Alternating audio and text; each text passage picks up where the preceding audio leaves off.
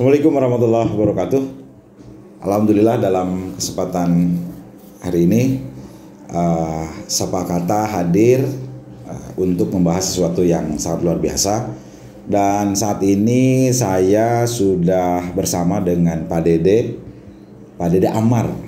Jadi Pak Dede Amar ini salah satu perangkat desa yang memang cocok dengan apa yang akan kita bahas saat ini. Alhamdulillah Pak Dede Amar, bagaimana kabarnya? Ya, alhamdulillah baik. Alhamdulillah. Gimana aktivitas beberapa hari ini, sibuk atau landai begitu? Alhamdulillah di hari ini kita sehat semua, alhamdulillah. Cuma berkaitan dengan pekerjaan, kebetulan di bulan-bulan sekarang mungkin agak sedikit landai. Sebab beberapa hari ke belakang itu sudah maju berkaitan dengan pengiriman data mobil khusus data DTKS. Ya, sip. Oke, alhamdulillah ini Pak Dede sudah hadir di sini dan kita nanti akan panjang berbincang tentang tupoksi Pak Dede dan teman-temannya, juga tentang DTKS. Apa sih DTKS? DTKS itu adalah data terpadu kesejahteraan sosial yang memang DTKS ini beberapa waktu ke belakang dan nanti juga ke depan akan menjadi sesuatu yang sangat vital, sangat penting berkaitan dengan bantuan-bantuan sosial. Oke, Pak Dede gini nih, ini kita biar nyantai saja. Ini kan kebijakan dari Kementerian Sosial kaitan dengan data-data atau DTKS ini dijadikan rujukan atau dijadikan sumber data untuk kegiatan-kegiatan bantuan-bantuan sosial.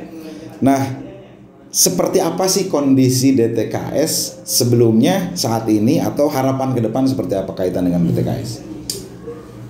Data DTKS untuk sekarang ya alhamdulillah sih ada perbaikan yang lebih baik dari sebelumnya. Sehubungan waktu pertama keluar amburadul di sana masih orang yang meninggal masih ada, orang yang pindah masih ada. Kebetulan itu data DTKS bisa diperbaiki dengan perbaikan di SIKNG. Oh, jadi ada aplikasi ya? Ada aplikasi namanya SIKNG, Sistem Informasi Kesejahteraan Sosial Next Generation, kalau tidak salah itu SIKNG. Nah, ini kaitan dengan tadi DTKS, bahwa DTKS ini juga bagian dari database kemiskinan. Database kemiskinan yang memang di sisi lain database ini menjadi data dasar. Walaupun di sisi lain ada data kemiskinan versi BPS. Bisa jadi kan begitu. Juga ada lembaga kementerian lain yang memang punya database database lain yang memang berbasis untuk kemiskinan. Tapi hari ini ingin lebih didalami kaitan dengan DTKS. Tadi sudah disampaikan oleh Pak Dede bahwa perjalanan data ini sudah semakin bagus. Nah, ini kan ada proses, kalau tadi ada aplikasi, ada proses pelaksanaan perbaikan data. Nah, kira-kira peran dari Pak Dede nih dan teman-teman, kira-kira seperti apa di kaitan dengan pengawalan data kemiskinan atau pemutakhiran data dan sebagainya, kira-kira gimana Pak? Untuk peran di Kasih Pelayanan sendiri sebetulnya itu memang berperan penuh sih sebetulnya. Kenapa berperan penuh? Hubungan di sana satu berkaitan update data yang ada. Update data yang ada, kebetulan itu kan harus diperbaiki per keluarga. Nah, cuma permasalahannya gini, SIKNG yang ada di desa itu kan offline. Offline. Secara otomatis yang namanya offline, waktu pengirimannya juga sekarang di waktu sekarang itu 1 tahun 3 kali. Kalau waktu ke belakang itu sampai 1 tahun 2 kali. Nah, di sana terjadi kelemahan dari penginputan data. Maksud terjadi kelemahan penginputan data, misalkan dari desa udah diperbaiki langsung dikirim ke operator kabupaten. Secara otomatis sekian bulan itu kan dijatah di tanggal 1 satu tahun 3 kali. Misalkan sekarang kemarin itu di bulan April. Ya, di bulan April. Secara otomatis Januari, Februari, Maret, April itu perbaikan dana dikirim di bulan April.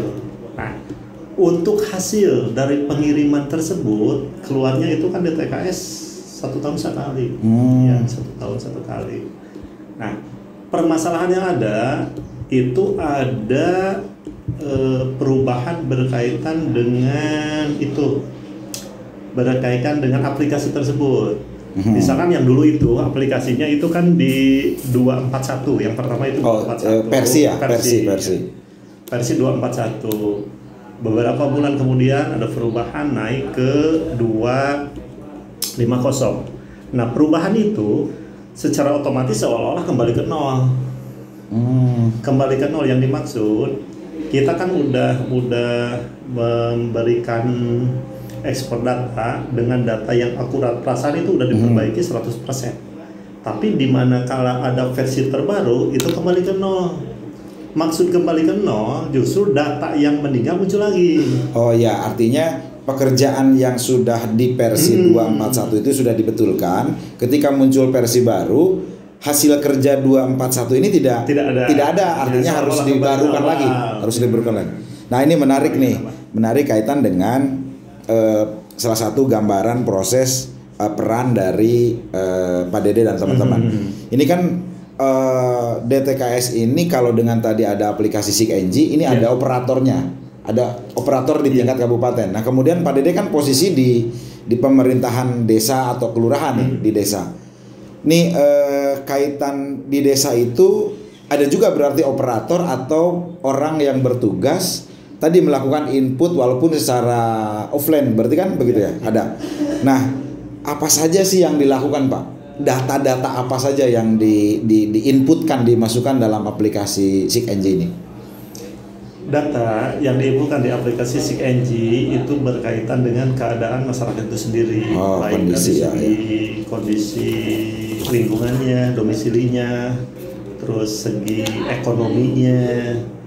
Memang di awal-awal itu berjalan normal, tapi ada kendala-kendala itu pas 3 bulan atau 4 bulan sesudah ada bencana COVID.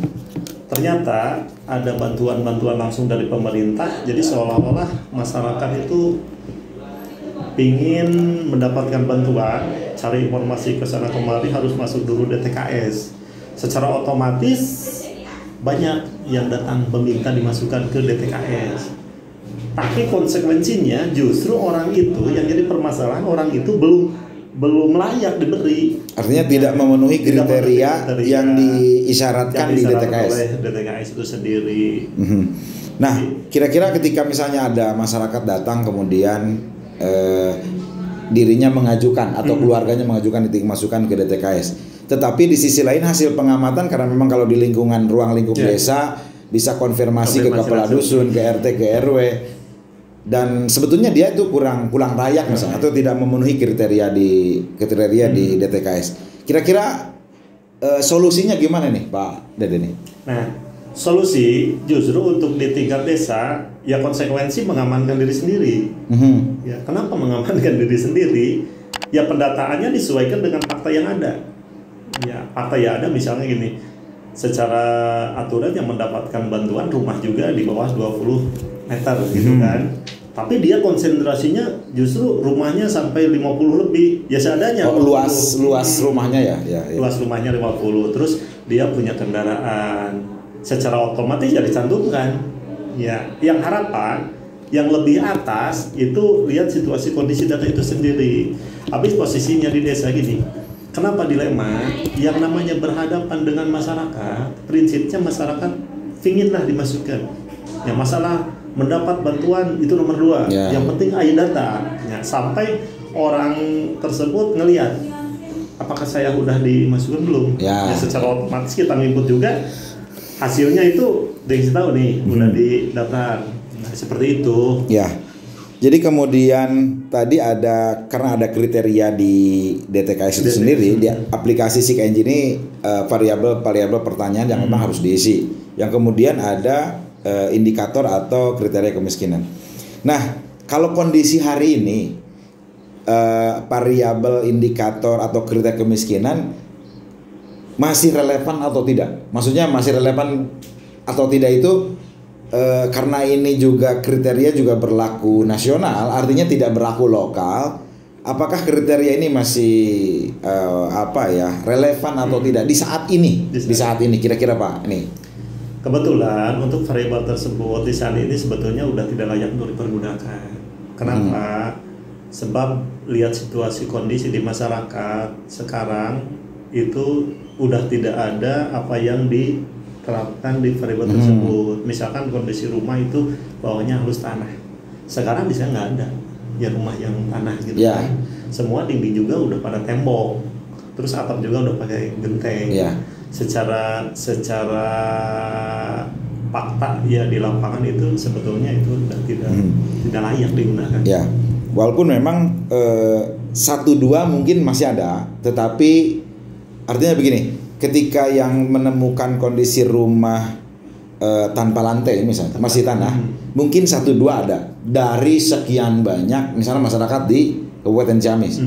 Apakah memang betul sudah tidak ada atau memang ada 1-2 yang memang itu itu terbentur oleh tradisi di lingkungannya. Misalnya barangkali begini, yang saya ketahui nih, ada namanya Kecamatan Lakbok. Di Kecamatan Lakbok itu masyarakatnya bisa jadi dia tidak begitu memperhatikan bangunan fisik rumah. Tetapi setelah dihitung, setelah ditanya, aset sawahnya ternyata sangat luas. Nah, ini juga kan menjadi bahan pertimbangan. Nah, walaupun kalau tidak salah di SIKNJ atau kalau dulu itu di BDT ada scoring di opsi jawaban. Misalnya ketika lantainya tanah berapa scoringnya ini, yang kemudian aplikasi itu nanti menjumlah dengan sendirinya sehingga memutuskan layak atau tidak. Nah, tetapi itu karena memang mesinnya punya Kementerian Sosial, aplikasi SIKNJ, dan di sisi lain kita operator yang memang ditugasi untuk melaksanakan proses input itu. Walaupun tadi betul kata Pak Dede, ada saja masyarakat yang ingin dimasukkan walaupun memang kondisinya tidak sesuai. Nah, tadi kan sudah disebutkan nih, ada bangunan fisik rumah, lantai, pendapatan, ekonomi, dan seterusnya. Nah, sepengetahuan Pak Dede nih, kalau DTKS ini digunakan untuk apa saja? Atau misalnya, ternyata setelah dilakukan ini tiba-tiba muncul program ini, berarti yang kemarin. Kira-kira DTKS ini menjadi sumber untuk program apa saja, Pak? Kalau DTKS kebetulan program banyak, itu program-program yang berkaitan dengan kebijakan pemerintah pusat. Justru yang dipakainya itu yang punya data. Ya. Secara otomatis misalkan PKH, BPNT, BST, terus untuk rumah tidak layak huni, terus untuk KIS, ya secara otomatis KIS pusat. Sekarang KIS kabupaten saja untuk Waluya. Sekarang kan diharuskan masuk dulu BDT. Ya BDT atau DTKS ya. Kalau seandainya orang itu belum mempunyai DTKS, secara otomatis mungkin harapan untuk mendapatkan bantuan itu sulit. Jadi berarti kuncinya itu adalah di DTKS. Jadi DTKS ini menjadi sumber rujukan data untuk masyarakat mendapatkan bantuan. Walaupun pada akhirnya yang menentukan bantuan itu bukan pemerintah desa, pemerintah kecamatan, tetapi pemerintah yang berkaitan dengan punya program bantuan. Kira-kira begitu. Karena bisa jadi hari ini ada juga yang berpendapat tidak dapat bantuan karena tidak diberi oleh desa dan seterusnya kan kira-kira masih ada itu. Nah, sehingga kesempatan hari ini bisa menyampaikan bahwa DTKS ini betul salah satu yang proses pemutahiran datanya di desa, tetapi penentuan program, penentuan bantuan itu tidak selalu atau bisa jadi bukan pemerintah di level desa, kecamatan atau kabupaten, tetapi menjadi kewenangannya di pemerintahan pusat atau kementerian lembaga yang mempunyai program. Nah, kaitan dengan program PKH, BPNT, BST itu juga merujuk ke DTKS. nih Pak Dede, kemarin kan ada agak disibukkan dengan pemadanan. Pemadanan NIK, dia menerima bantuan tapi NIK-nya tidak padan. Dia menerima bantuan tetapi ganda NIK-nya dan seterusnya. Ini kira-kira kemarin proses itu seperti apa sih Pak Dede, kalau bisa digambarkan? Untuk data-data invalid yang kemarin, justru sebetulnya kita dibuat tebak belur. Kan SIG-NG di Kabupaten Ciamis itu sebetulnya ngambang. Ngambang. Maksud ngambang gini, yang namanya SIG-NG itu tugas siapa?